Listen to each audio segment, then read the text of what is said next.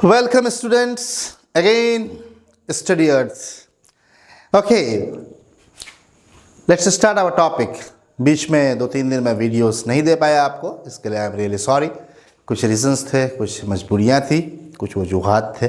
खैर, let's start our topic. हम लोगों ने बात किया था रदरफोर्ड मॉडल, फिर उसके ड्रॉबैक्स पे बात किया, फिर नील बोर साहब की कुछ बातें करी. उससे आगे हम कंटिन्यू करेंगे, है ना. नील बोर साहब ने क्या कहा था कि साहब कि जो आपके प्रोटॉन्स हैं और जो न्यूट्रॉन्स हैं वो तो न्यूक्लियस में ही है, कोई दिक्कत नहीं है. इलेक्ट्रॉन जो है शेल में मूव करता है. बार बार मैं इस बात को कह रहा हूँ कि इलेक्ट्रॉन अपने शेल में मूव कर रहा है, अपने ऑर्बिट पे मूव कर रहा था, अपने एनर्जी लेवल पे मूव करता है. फिर मैंने कहा था कि किसी भी एटम में इनफाइनाइट नंबर ऑफ सेल्स होते हैं, है ना. तो जो सबसे करीबी वाला शेल था उसका नाम हमने क्या रखा था, के. उसके बाद वाला जो सेल था उसका नाम क्या था, एल. उसके बाद वाला जो सेल था उसका नाम क्या था, एम. याद होगा शायद आपको. फिर मैंने कहा था कि जो मैक्सिमम नंबर ऑफ इलेक्ट्रॉन्स थे वो क्या होता था बेटा, मैक्सिमम नंबर ऑफ इलेक्ट्रॉन्स, है ना. याद होगा शायद आपको. इन ए शेल हमने क्या डिस्कस किया था, 2n². n is the number of shell. अगर n की वैल्यू 1 होए, फर्स्ट शेल है, तो 2 × 1 का स्क्वायर 2 इलेक्ट्रॉन्स था, वही हम रख रहे थे. n की वैल्यू 2 थी तो सेकेंड शेल में पहुंच गए, 8 इलेक्ट्रॉन्स आ गया था.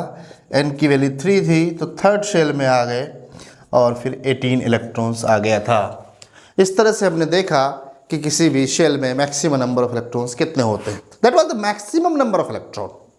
लेकिन जब इलेक्ट्रॉनिक कन्फिग्रेशन हमने किया था, फॉर एग्जाम्पल हमने जब सोडियम का इलेक्ट्रॉनिक कन्फिग्रेशन किया था Na11, तो K में कितना दिया था, 2. L में कितना दिया था, 8. और M में कितना दिया था हमने, 1. इसी तरह से हम इलेक्ट्रॉनिक कन्फिग्रेशन कर रहे थे. लेकिन जब हम बात कर रहे थे कैल्शियम 20, तो हम क्या देख रहे थे, K में 2, L में 8, M में 8 ही दे रहे थे हम. M सेल के अंदर कितना इलेक्ट्रॉन दे रहे थे हम, 8 ही इलेक्ट्रॉन दे रहे थे. उसके बाद फिर हम अगले सेल में पहुंच जा रहे थे, N सेल में, दैट इज 4 इलेक्ट्रॉन्स. तो कहने का मतलब ये हुआ, सॉरी 8 8 16 2 18 2 इलेक्ट्रॉन.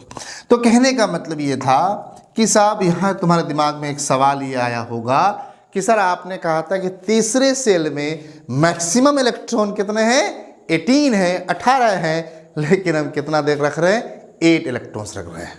इसके पीछे क्या रीजन है. आइए, यहाँ पर एक फैक्टर आता है जिसको हम स्टेबिलिटी कहते हैं. स्टेबिलिटी, है ना, स्टेबिलिटी फैक्टर. ठीक है, जो स्टेबल की अगर हम बात करें तो जैसे कि हम देखते हैं, एक हमारा ग्रुप है, पढ़ेंगे आप पीरियोडिक टेबल में, इनर्ट गैस, या फिर इसको नोबल गैस भी कहते हैं हम लोग. तो इसमें कौन से एलिमेंट्स हैं, हीलियम है, नियोन है, आर्गन है, क्रिप्टन है, जेनॉन है एंड रेडॉन है. ये कुछ एलिमेंट्स हैं, है ना. हीलियम है, नियोन है, आर्गन है, हाँ, क्रिप्टन है, जेनॉन है और रेडॉन है. ये नोबल गैस है, इनर्ट गैस. इनर्ट क्यों नाम है, किसी भी रिएक्शन में पार्टिसिपेट नहीं करता है. तो ये पार्टिसिपेट नहीं करता है, doesn't participate in any reaction. Exceptional case होंगे, कुछ करते हैं, जैसे जेनॉन के कुछ कंपाउंड मिल जाएंगे आपको. जनरली क्या करते हैं, रिएक्शन में पार्टिसिपेट नहीं करते हैं. Doesn't participate in a chemical reaction. जब बॉन्डिंग की बात आती है तो कोई भी जो एटम है वो अपने आउटर मोस्ट शेल में मैक्सिमम 8 इलेक्ट्रॉन्स चाहता है, क्योंकि वहीं से हमने स्टेबिलिटी का एक गेस किया है. फॉर एग्जांपल नियोन की बात करें तो नियोन में 10 है, तो हम ये कहते हैं 2 और 8, तो maximum electron outermost shell में कितने हो गए, 8 हो गए. आर्गन की बात करें, आर्गन में कितना है, 18, 2 8 8 8 8 16 2 18, मैक्सिमम इलेक्ट्रॉन्स कितने हैं, 8 हैं. तो यहाँ से हमने एक गेस किया कि सब इसके आउटर मोस्ट शेल में 8 इलेक्ट्रॉन्स हैं. इस 8 इलेक्ट्रॉन्स की वजह से ये क्या है, स्टेबल हैं और ये किसी रिएक्शन में पार्टिसिपेट नहीं करता है. तो यहीं से हमने एक रूल बनाया कि कोई भी एटम जो है अपने आउटर मोस्ट शेल में कितना इलेक्ट्रॉन चाहता है, 8 इलेक्ट्रॉन चाहता है. 90% केसेस में वैलिड है. कुछ जगह हम एक्सेप्शनल देखेंगे कि जहाँ का आउटर मोस्ट सेल में 8 इलेक्ट्रॉन से ज़्यादा है, है ना, तो वो एक्सेप्शनल केस में रख देते हैं, है ना। कुछ बातें हम करते हैं, जाहिर सी बात है हम रिएक्शंस करते हैं, चीज़ों को देखते हैं, उस बिहाफ पे हम एक थ्योरी निकालते हैं। अब एक्सक्यूज मी, वो थ्योरी हर जगह वैलिड है ये जरूरी नहीं है। तो उसी तरह से 8 इलेक्ट्रॉन्स जनरली वैलिड है, आपके सिलेबस में तो वैलिड है ना। अब जब हायर क्लास में जाएंगे तो फिर देखेंगे कि बहुत जगह वैलिड नहीं है, तो खैर वहां पे हम बात करेंगे। तो इन जनरल अब यहां से दिमाग में बात ये आ गई कि कोई भी एटम जो है अपने आउटर मोस्ट शेल में 8 इलेक्ट्रॉन्स चाहता है। अगर 8 इलेक्ट्रॉन्स आ गया तो वो स्टेबल है। तो इसलिए मैक्सिमम कैपेसिटी 18 थी, हम 8 ही रख रहे थे। क्यों? क्योंकि 8 में वो स्टेबल है। बात मेरे ख्याल से बहुत हद तक क्लियर हो रही होगी आपकी। हाँ, इसमें भी एक्सेप्शन है। कौन? हाइड्रोजन और हीलियम। हाइड्रोजन के पास एक ही इलेक्ट्रॉन्स है, हीलियम के पास जो है क्या नाम कहते हैं 2 इलेक्ट्रॉन्स है। तो इसकी जो हम इलेक्ट्रॉनिक कन्फिग्रेशन कहते हैं तो 1s1 इस सॉरी अभी आपने पढ़ा नहीं है। के की बात करें तो 1, इसकी बात करें तो के में लो, ये स्टेबल है। हीलियम क्या है? स्टेबल है। किसी रिएक्शन में पार्टिसिपेट नहीं कर रहा।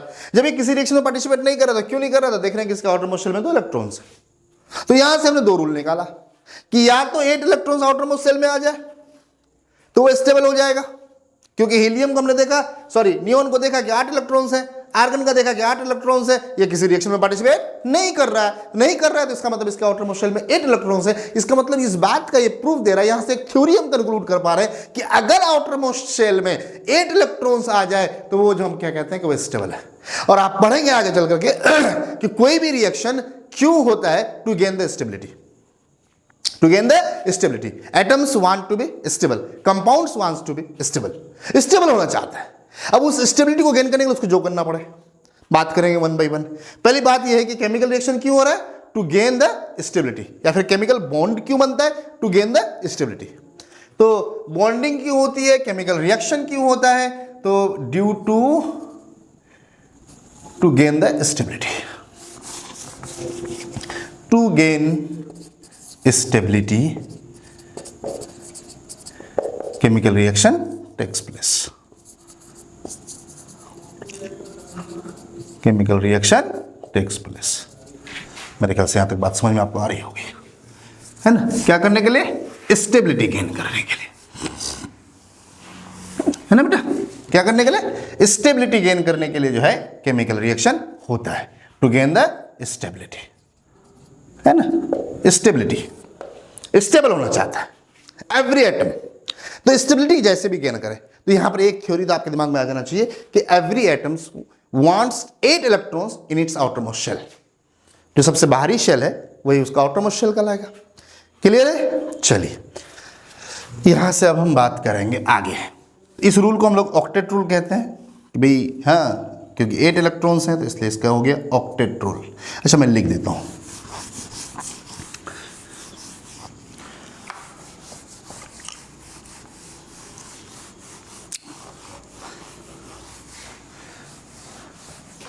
तो क्या हो गया कि every atom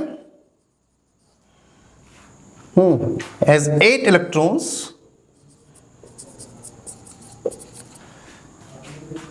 in its outermost shell, in its outermost shell, है ना। Every atom has 8 electrons in its outermost shell to gain stability, to gain stability, and this is known as octet rule.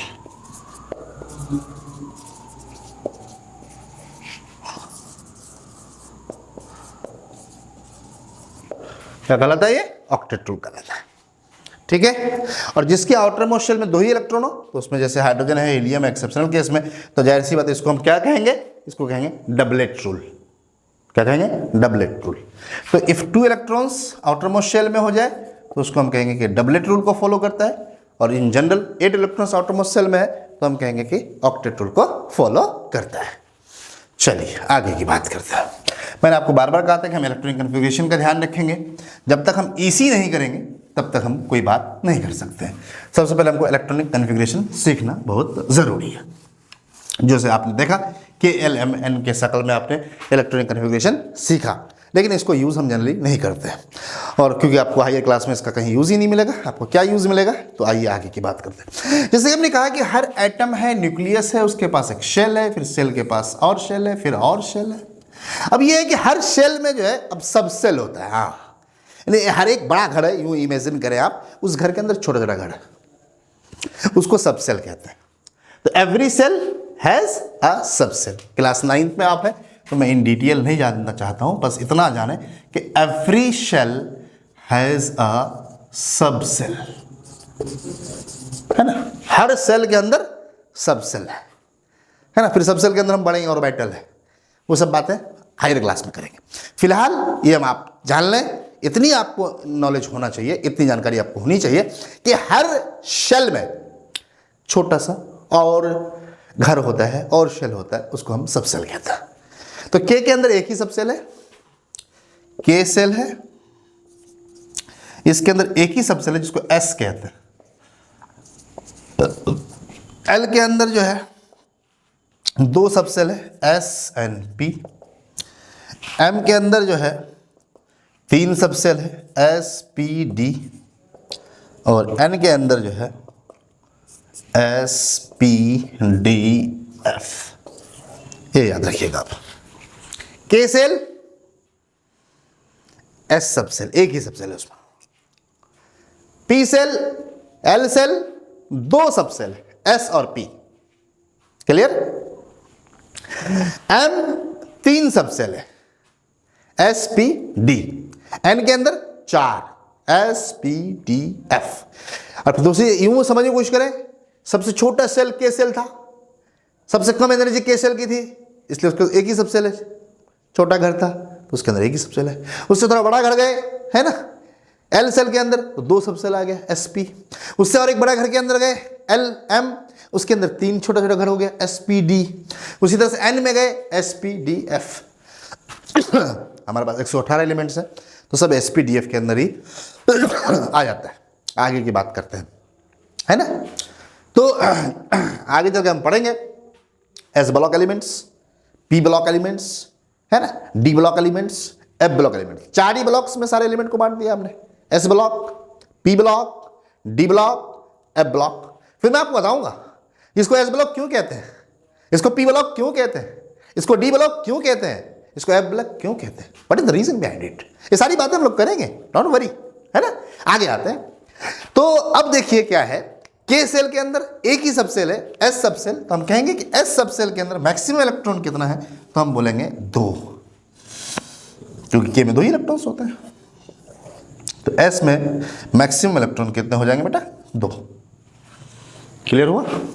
P के अंदर की अगर हम बात करें, P के अंदर मैक्सिमम इलेक्ट्रॉन 6, और डी के अंदर मैक्सिमम इलेक्ट्रॉन 10, एफ के अंदर मैक्सिमम इलेक्ट्रॉन जो है, यहां लिख देता हूं मैं, तो हो गया आपका 14। तो याद रखिएगा, एस के अंदर याद हुआ 2, पी के अंदर 6, बोलो यार, डी के अंदर 10, एफ के अंदर 14, S P D F. S में 2, पी में 6, डी में 10, एफ में 14। 4 का डिफरेंस याद रखिएगा, 2 2 4 6, 6 4 10, 10 4 14। एस 2 4 ऐड किया, पी 6 4 ऐड किया 10, डी फिर 4 ऐड किया 14, एफ। तो एस में 2, पी में 6, डी में 10, एफ में 14। क्लियर है यहां तक फंडा। चलिए साहब, अब लिखने का तरीका सीख, बिल्कुल इसी सीख जाओ। बिना इसी के फिर हम बीसी नहीं कर सकते, है ना। केमिस्ट्री में अगर आपको बीसी करना हो, बातचीत कुछ और में समझ जाएगा। हाँ, केमिस्ट्री में अगर आपको बीसी करना है तो आपको ईसी सीखना पड़ेगा, इलेक्ट्रॉनिक कॉन्फ़िगरेशन, है ना। पूरी की पूरी फिजिकल केमिस्ट्री, पूरी की पूरी इनऑर्गेनिक केमिस्ट्री का ठीक ठाक पोर्शन जो है ईसी पर डिपेंड करता है। जब ईसी करना सीख जाएंगे फिर बीसी करना सीख जाएंगे, जब बीसी करना सीख जाएंगे तो केमिस्ट्री आ जाएगी, है ना। आ जाओ सीखते हैं। मेरे प्यारे बच्चों, इस बात का ध्यान रखना है। अब बोलो यार, है ना, सीख तो गया ही होगा, है थोड़ा बहुत, है ना। एस के अंदर किसके अंदर था, पहले सेल के अंदर तो 1s लिखते थे। ये नंबर ऑफ सेल को बताता है, ये सब सेल को बताया। 1s पहला सेल, एस सब सेल। क्लियर। पी तो होता ही नहीं, तो 1p होगा ही नहीं, है ना। सेकंड सेल में आओ, एस भी है, पी भी है, तो 2s 2p। 2 shell S subshell, second shell S subshell 2S, second shell P subshell 2P। आ जाओ 3 में आ जाओ, तीसरा S तीसरा P, इसमें तो D भी है ना मेरे बाप। 3S 3P 3D, तीसरा सेल S सब सेल, तीसरा सेल P सब सेल, तीसरा सेल D सब सेल। चौथे में आ जाओ यार, 4S 4P 4D 4F, चौथा सेल S सब सेल, चौथा सेल P सब सेल, चौथा सेल D सब सेल, चौथा सेल F सब सेल। इसी तरह 5S पांचवा सेल S सब सेल, 5P पांचवा सेल P सब सेल, 5D पांचवा सेल D सब सेल, 5F पांचवा सेल F सब सेल। क्लियर है ना? 5S हो जाए, 5S पांचवा सेल S सब सेल, 5P पांचवा सेल P सब सेल, 5D पांचवा सेल D सब सेल, 5F पांचवा सेल F सब सेल। क्लियर है मामला? क्लियर? कोई प्रॉब्लम नहीं। अब इसी करना सीखते हैं। चलो शुरू करते हैं, है ना?